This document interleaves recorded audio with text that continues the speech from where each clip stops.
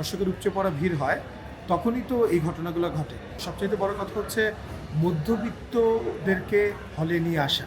এগুলো আগে শুনতাম আমরা। আমার মনে হয় না খুব বেশি দিন দূরে যে তার যশোরের মণিহারে 1430 সিট হাউসফুল, ছায়াবানী ময়মনসিংহ হাউসফুল। যে বছরে অ্যাটলিস্ট 4টা করে সিনেমা আমরা বানাতে চাই। আমরা সুরঙ্গ সিনেমা দিয়ে শুরু করেছিলাম এবং সেটা ছিল ব্লকবাস্টার আমাদের।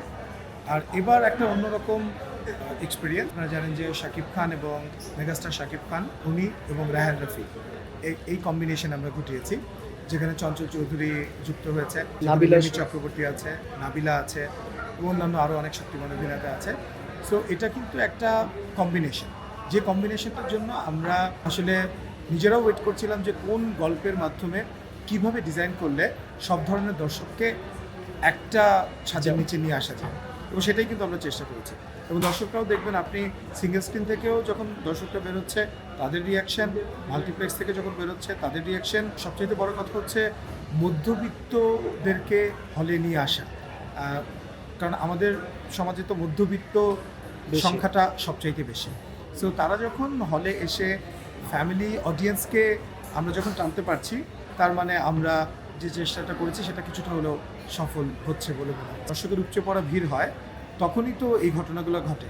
আমরা আগে দেখেছি যে অবশ্যই এটা তো সরকার এটা নিয়ন্ত্রণ করবে, আমি শিওর যে আইন অনুযায়ী যেটা আছে সেটাই। কিন্তু আপনি দেখবেন যে এগুলো আগে শুনতাম আমরা, যে আগের কোনো একটা সিনেমা ব্লকবাস্টার হয়ে গিয়েছে, ব্ল্যাকে টিকিট বিক্রি হচ্ছে, যে ইদানিংকালে কিন্তু এটা আমরা খুব একটা শুনিনি। সো আপনি তো বললেন, তার মানে বোঝা যাচ্ছে যে সব ধরনের দর্শক, যেমন এই মুহূর্তে আমি একটু আগে ফোন করলাম, সেখানেও মধুমিতার 3টা শো, মধুমিতা তো আপনি জানেন 1200-র বেশি সিট, সেটা হাউসফুল। এখন যেটা চলছে সেটা হাউসফুল। আপনার যশোরের মণিহারে 1430 সিট হাউসফুল, ছায়াবানী ময়মনসিংহ হাউসফুল। এবং আপনি যেখানে যাবেন সেটা প্রায় 140-45টা যে হল সারা বাংলাদেশে মাত্র, তার মধ্যে 129টা হলেই তো তুফান রয়েছে। আমাদের সিনেমা নিয়ে আগেও ছিল, এখনও থাকবে। এবং আমি বলেছি যে বছরে অ্যাটলিস্ট 4টা করে সিনেমা আমরা বানাতে চাই, 2টা ঈদের জন্য 2টা, এবং ঈদের বাইরে আরও 2টা সিনেমা আমরা করতে চাই। কারণ বারবার আমরা প্রযোজকরাই তো কমপ্লেন করি যে হল মালিকরা আমাদেরকে টাকা দিচ্ছে না। তো আমরা যদি শুধু এটা ঈদকে কেন্দ্র করে সিনেমা বানাই, তাহলে তো আসলে হল মালিকরাই বা টাকা কীভাবে দিবে। তো আমরা যে রেশিও বাড়ানোর কথা বলছি, আমরা যে রেশিওতে প্রডিউসাররা পাচ্ছে টাকা, সেই টাকা দিয়ে আসলে একটা ব্লকবাস্টার সিনেমাতেও যে টাকা আসে সেটা আসলেই খুবই কঠিন হয়ে যায় প্রডিউসারের জন্য টাকাটা তোলা, যদি একটা বড় সিনেমা আপনি বানান।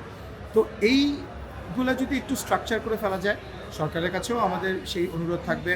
এবং আমরা বারবার বলছি, সেই জায়গাগুলো যদি ঠিক করে ফেলা যায়, পরিবেশ ঠিক করা যায়, যে হলগুলো আছে সেই হলগুলোরই ক্যাপাসিটি অনেক আছে, কিন্তু সেগুলোর ঠিকঠাক হিসাবটা পাওয়া সম্ভব তখনই যখন টিকিটিং হবে, বক্স অফিস হবে, যেখানে একদিকে আজকে শো শেষ হয়ে যাবে, সাথে সাথে আমাদের কাছে সমস্ত রিপোর্ট চলে আসবে, আমরা ম্যানুয়ালি রিপোর্ট কালেক্ট করতে করতে আমরা হয়রান হয়ে যাচ্ছি।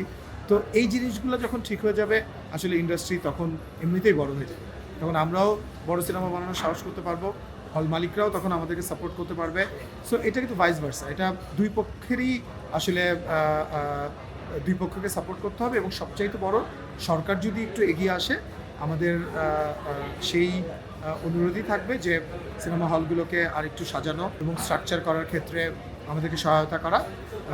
সো এটা একটা কালেক্টিভ ব্যাপার, আমরা সবাই মিলে যদি এটা করতে পারি, বাংলা ভাষাভাষী প্রায় 36 কোটি বাংলা ভাষাভাষী, আমি শিওর যে আমার মনে হয় না খুব বেশি দিন দূরে যে আমরা তেলেগু ইন্ডাস্ট্রি অথবা তামিল ইন্ডাস্ট্রি অথবা বম্বেতে যে ধরনের বড় বড় সিনেমা হচ্ছে সেটা বানানো সম্ভব।